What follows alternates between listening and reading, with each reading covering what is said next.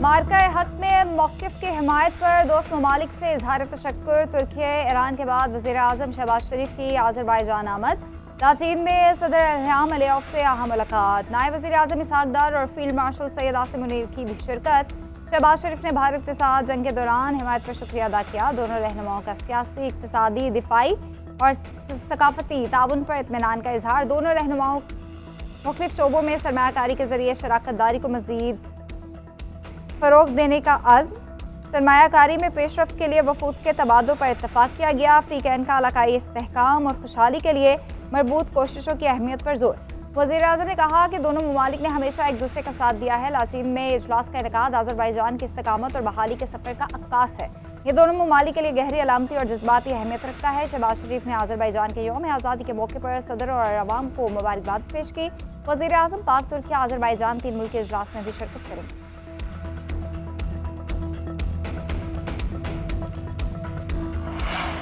Field marshal Syed Asim Munir का दौरा Tehran. ईरानी जनरल स्टाफ हेडक्वार्टर्स आमद। फील्ड मार्शल आसिम मुनीर की ईरानी chief of general staff major general Mohammad Bagheri से मुलाकात। खित्ते की सिक्योरिटी सूरत हाल और दो तरफा दिफाई ताउन पर तबादले ख्याल। दिफाई राब्ते मजबूत बनाने और सरहदों पर सिक्योरिटी मेकनिज़म बेहतर बनाने पर इत्तफाक किया गया। ISPR के मुताबिक फील्ड मार्शल सैयद आसिम मुनीर को ईरानी मुसल्लह अफवाज के दस्ते ने गार्ड ऑफ ऑनर पेश किया। इससे पहले उन्होंने वज़ीर आज़म के हमरा ईरानी क़यादत से मुलाकातें की।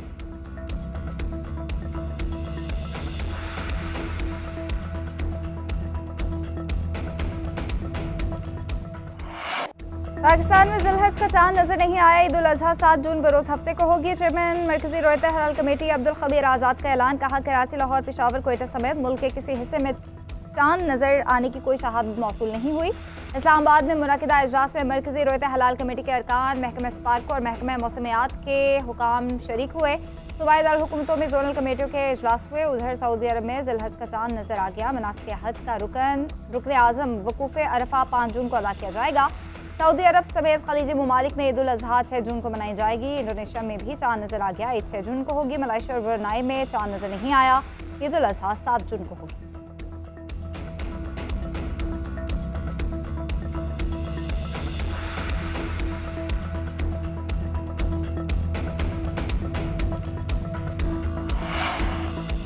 भारत को जगह साई पर भी अकल न आई। नरेंद्र मोदी मार के हक में तारीखी पिटाई भूल गया। पाकिस्तानी नौजवानों को गोली मारने की धमकी। पाकिस्तान ने मोदी के बयानात इंतखाबी मुहिम का थिएटर करार दे दिया। आलमी बरादरी से इश्तियाल अंगेज बयानात का नोटिस लेने का मुतालबा। तर्जुमान दफ्तर खारजा का कहना है पाकिस्तान अपनी सालमियत और खुद मुख्तारी का हर कीमत पर दिफा करेगा। मोदी ने सियासी भड़के मारी। एटमी रियासत के सरबराह का नफरत अंगेज और तशद्दुद को बढ़ावा देने वाला बयान परेशान को। नफरत अमेज़ बयानात UN चार्टर के असूलों की खुली खिलाफ वर्जी करार। इश्तियाल अंगेजी का मकसद कश्मीर से तवज्जो हटाना है।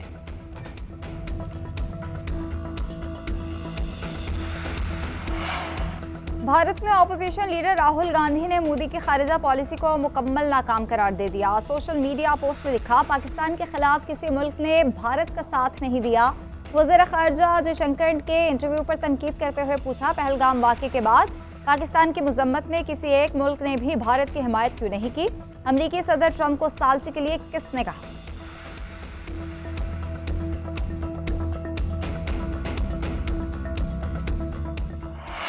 कुछ लोग कुछ दो की बुनियाद पर बात करने के लिए तैयार हैं। बताया जाए बानी PTI से क्या चाहिए। अलीमा खान का सवाल। एक बार फिर मुज़ाकरात की पेशकश कर दी। इस्लामाबाद हाईकोर्ट के बाहर मीडिया से गुफ्तगू में कहा, 2 साल से बताया नहीं जा रहा कि बानी PTI ऐसा क्या दें कि आप उन्हें रिहा कर दें। हमें धमकियां दी जा रही हैं मगर हम डर नहीं रहे। आप भी ना डरें और आकर बात करें। अलीमा खान ने मीडिया के सामने बैरिस्टर गौहर से 5 जून को भाई की रिहाई के बयान का जवाब मांग लिया। चेयरमैन PTI ने जवाब दिया कि उनका मकसद तो ये था कि केस 5 जून को लगा तो बोगस होने की वजह से ख़त्म हो जाएगा। वज़ीर आला अली मीन गंडापुर ने कहा कि वो बानी PTI के साथ थे, हैं और रहेंगे। बानी के ऊपर कोई केस नहीं, उन्हें बेबुनियाद जेल में डाला हुआ है।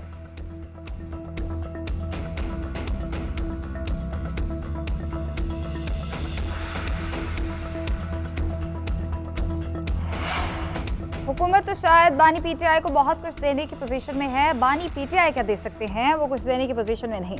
हुकूमती सेनेटर इरफान सदीकी का अलीमा खान को जवाब सोशल मीडिया पोस्ट में लिखा, आप पहले ये तय कर लें कि बात करनी है किससे करनी है और किससे करनी है।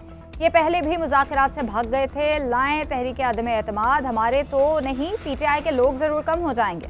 हमारी सफ़ों में कोई अलवी या कासिम सूरी नहीं, या पीटीआई की कॉल पर कोई बाहर नहीं निकलेगा। पीटीआई इंतशार और मुज़ाकरात के मदारों में चक्कर खा रही है।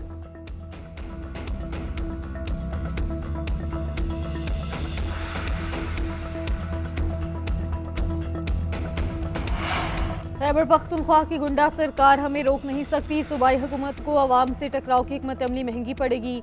Chairman peoples party Bilawal Bhutto का मोहम्मद अली बाचा से टेलीफोनिक रब्ता, सूबा बचाओ रैली पर तशद्दुद से मुतालिक दरियाफ्त किया। कहा सूबे के अवाम करप्शन, लाकानूनियत और बेरोजगारी से तंग है। तहरीक का दायरा कार सूबे के हर गली कूचे में फैलाएगा। उधर पेशावर में पीटीआई कैंप को नजर आतिश करने का मुकदमा दर्ज। पीपल्स पार्टी के सूबाई सदर अली बाचा समेत जनरल सेक्रेटरी और कारकुन नामजद। एफआईआर में कहा गया है कि शरपसंदों ने पीटीआई के झंडों को आग लगाई, इकदाम से खौफ व हिरास फैला।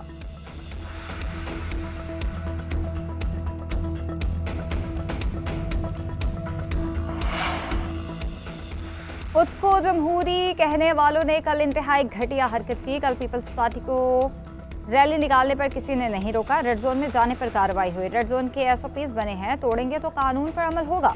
वज़ीर आला केपी अलीमीन गंडापुर ने कहा कि हमारा सूबा बानी पीटीआई के विजन के मुताबिक चल रहा है। हम तो खुद कहते हैं कि एहतजाज की इजाज़त होनी चाहिए। जेयूआई ने 15 महीने में 5 जलसे किए, उन्हें पूरी सिक्योरिटी दी। जो एतराज़ कर रहे हैं उनकी एक सीट भी सूबे में नहीं है। पीपल्स पार्टी ऐसी सियासत से गुरेज करे।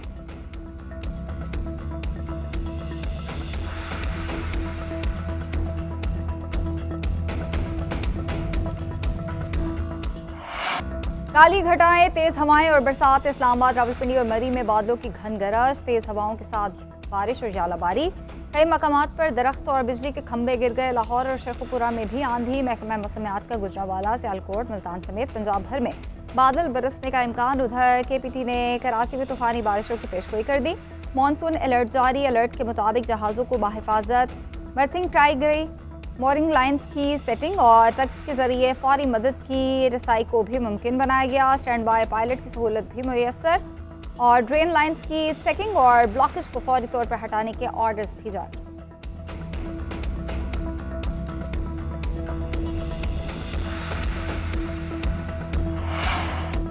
पीटीआई ने खुद ही समझ लिया था कि वो सियासी जमात नहीं रहे। सवाल ये है कि फैसले में आधे जीते हुए उम्मीदवारों को किसी जमात में जाने का हक दिया गया।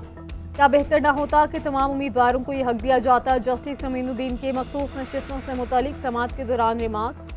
जस्टिस जमाल खान मंदुखेल ने कहा कि सुप्रीम कोर्ट में तो सिर्फ तहरीक इंसाफ के इंट्रा पार्टी इलेक्शन का मुकदमा था। नए जजेस को हकाइक बताने के लिए सलमान अकरम राजा ने तहरीक इंसाफ से वाबस्तगी से मुतालिक दूसरा हुक्म चैलेंज नहीं किया। इलेक्शन के दौरान भी तहरीक इंसाफ ने सर्टिफिकेट जमा करवाए।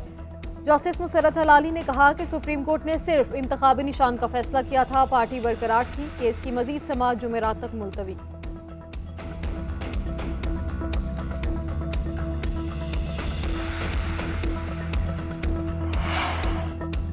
जस्टिस सरफराज डोगर लाहौर हाईकोर्ट में सीनियरिटी में 15वें नंबर पर और इस्लामाबाद हाईकोर्ट में पहले नंबर पर आ गए। इस्लामाबाद हाईकोर्ट के जजेस की सीनियरिटी थी, ट्रांसफर होकर आए जजेस की अपनी सीनियरिटी थी। जब जजेस ट्रांसफर होकर आए तो उन्हें सीनियरिटी किस कानून के तहत दी गई? जस्टिस नईम अख्तर अफगान का जजेस तबादला और सीनियरिटी केस में इस्तफसार। कहा जजेस ट्रांसफर के हवाले से कौन सा उसूल अपनाया जाएगा, आइन खामोश है। इस मामले में कौन सा असूल अपनाया गया कि जस्टिस सरफराज डोगर को ट्रांसफर के लिए चुना गया? जस्टिस शकील अहमद ने रिमार्क्स दिए कि मुस्तकिल वैकेंसी का तरीक़ाकार आर्टिकल 175 में दिया गया है। अगर ये मुस्तकिल तबादला है तो फिर 175 मुअत्तल हो गया। अटॉर्नी जनरल ने कहा कि इस्लामाबाद हाईकोर्ट में ट्रांसफर जजेस की नई तकर्री नहीं हुई। जजेस ट्रांसफर पर आए हैं तो नए हल्फ की जरूरत नहीं, दरख्वास्तें मेरिट पर खारिज की जाएं। अटॉर्नी जनरल के दलाइल मुकम्मल। आईनी बेंच ने जुडिशल कमीशन इजलासों के मीटिंग मिनट्स तलब कर लिए। मुनीर मलिक जुमेरात को जवाब का आगाज करें।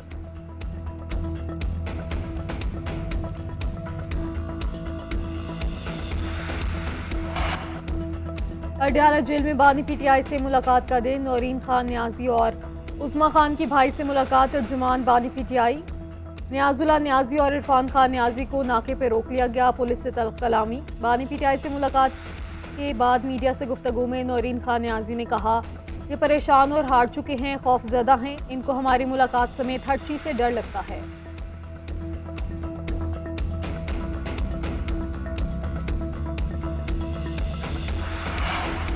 मोदी का बयान इंतखाबी मुहिम का थिएटर है। भारतीय वजीर आजम को नहीं मालूम किस कौम को ललकारा है। अफवाज पाकिस्तान ने मुख्तसर जंग में पेशा वराना सलाहियतों का लोहा मनवाया। एक्स सर्विसमैन का मार्का हक में शानदार कामयाबी पर अफवाज पाकिस्तान को खिराज तहसीन। सैयद आसिम मुनीर को फील्ड मार्शल बनने पर मुबारकबाद। प्रेस कॉन्फ्रेंस में कहा, फील्ड मार्शल की दरिलाना क़यादत में बड़ी कामयाबी मिली। दुश्मन को किसी भी जाहिर हद का जवाब देने के लिए हम वक्त तैयार हैं। पाकिस्तान के खिलाफ किसी साजिश को कामयाब नहीं होने देंगे। कौम अपनी अफवाज के शान बशाना है। पाकिस्तान ने भारत को अस्करी और सिफारती महाज को शिकस्त दी।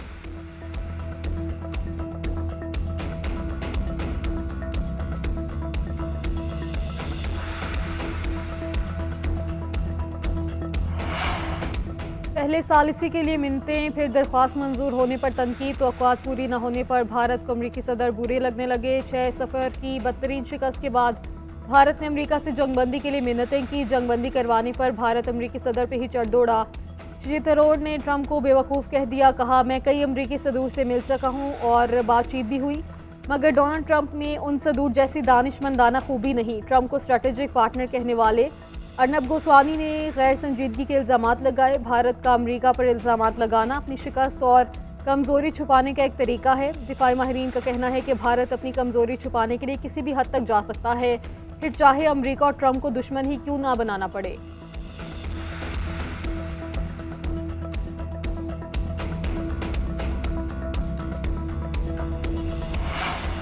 मोदी सरकार और मीडिया की मुबालगा राय पर भारतीय तज्जियाकार फट पड़े। अजय सानी ने इंटरव्यू में भारतीय झूठों का पर्दाफाश कर दिया। किरण थापर पर सवाल किया कि भारतीय मीडिया का दावा है कि पाकिस्तानी फ़ज़ाइया 20% तबाह हो चुकी है। अजय सानी ने जवाब दिया कि भारतीय मीडिया सिर्फ मुबालगा राय कर रही है ताकि झूठ की तशहीर की जा सके। भारतीय हुकूमत की फौजी हिकमत अमली शदीद नाकामी का शिकार हो चुकी है। ऑपरेशन सिंदूर महज सियासी शो था जिससे भारतीय नाकामियों का खुलकर इंकशाफ हुआ। पाकिस्तानी दिफाई सलाहियत को कम समझना भारत के लिए महंगा साबित हुआ। जंगी हिकमत अमली की समझबूझ की कमी भारतीय हुकूमत का संगीन मसला है। दिफाई माहिरीन का कहना है, मोदी सरकार आलमी सतह पर अपनी जमहूरी साख खो चुकी।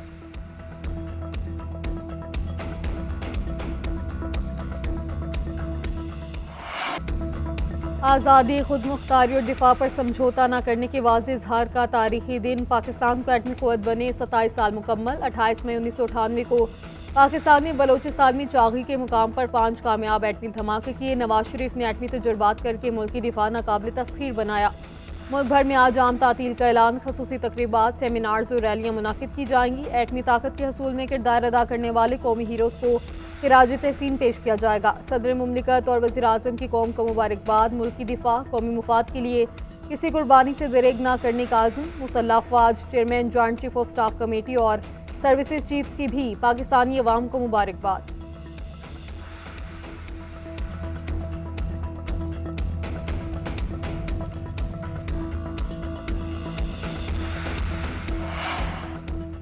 वफाकी वज़ीर दाखिला मोहसिन नकवी का ईरान का दौरा। मशहद इंटरनेशनल एयरपोर्ट पर खालिस्तान के गवर्नर जनरल ने इस्तकबाल किया। मोहसिन नकवी की हज़रत इमाम रज़ा के रोज़े पर हाजिरी, नवाफिल अदा किए, अमन सलामती और खित्ते की तरक्की के लिए दुआ की। पाकिस्तानी ज़ायरीन के लिए बेहतरीन इंतजामात पर शुक्रिया अदा किया। वज़ीर दाखिला ने कहा कि पाकिस्तान और ईरान ज़ायरीन की सहूलतों के लिए मिल बैठ कर मज़ीद इक़दाम करेंगे।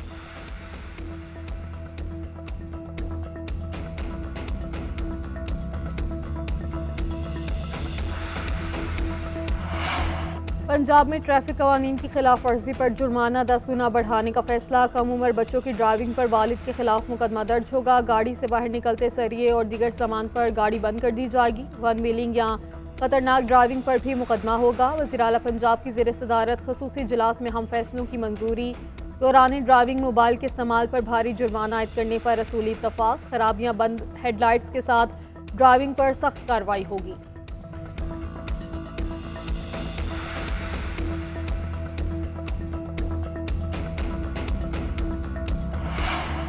भारत के साथ हालिया जंग में दोस्त ममालिक ने टेक्नोलॉजी में मदद की। मुकामी टेक्नोलॉजी का भी भरपूर किरदार था। ज़रूरत इस बात की है कि ज़्यादा से ज़्यादा नौजवान IT की तरफ आएँ ताकि मुल्क की मईशत और तरक्की में किरदार अदा करें। वज़ीर आला सिंध मुराद अली शाह का कहना है कि हम पढ़ते थे कि इंडस्ट्री और तालीमी इदारे में ताल्लुक़ ना हो तो तरक्की नहीं होती। आज नौजवान नस्ल को मईशत में मुआवनत करने की ज़रूरत है। हमारी जामियात से नया टैलेंट निकल कर सामने आना चाहिए।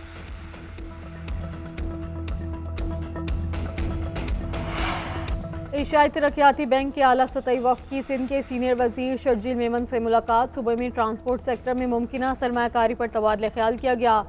शर्जील मेमन ने कहा, कराची के बाद सिंध के बड़े शहरों में भी इलेक्ट्रिक बस सर्विस शुरू करेंगे। मुस्तकबिल इलेक्ट्रिक गाड़ियों का है। सिंध हुकूमत इलेक्ट्रिक व्हीकल सेक्टर में गैर मामूली पेशरफ चाहती है।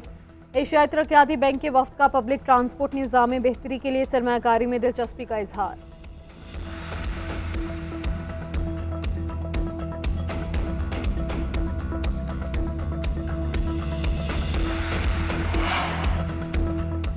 इस्लामी नजरियाती काउंसिल ने पीपल्स पार्टी की शर्मीला फारूकी का कमसरी की शादी का इम्तना बिल गैर इस्लामी करार दे दिया। एलामिया में कहा, 18 साल से कम उम्र की शादी पर सजा मुकर्रर करना इस्लामी अहकाम से मुताबिकत नहीं रखता।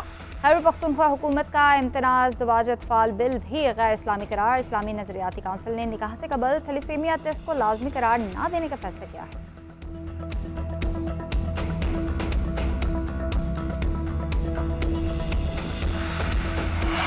पाकिस्तान और बांग्लादेश के दरमियान T20 सीरीज का आज से आगाज़। पहला मैच क़ज़ाफ़ी स्टेडियम लाहौर में खेला जाएगा। मैच पाकिस्तानी वक्त के मुताबिक रात 8 बजे शुरू होगा।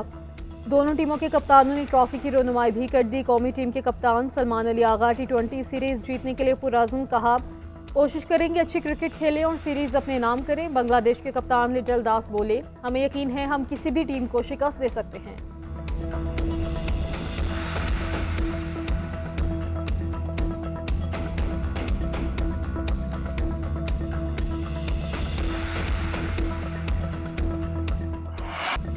और ईद कुर्बान की आमद मुल्क भर में मवेशी मंडियां सज गई। आवाम मनपसंद जानवर खरीदने के लिए पहुंचने लगे। फैसलाबाद की कैटल मार्केट में शहनशाह नामी बैल की धूम। काले रंग के भारी भरकम बैल का वजन 40 मन, कीमत 1.5 करोड़ मांगी जा रही है। देखने वालों का तांता बन गया।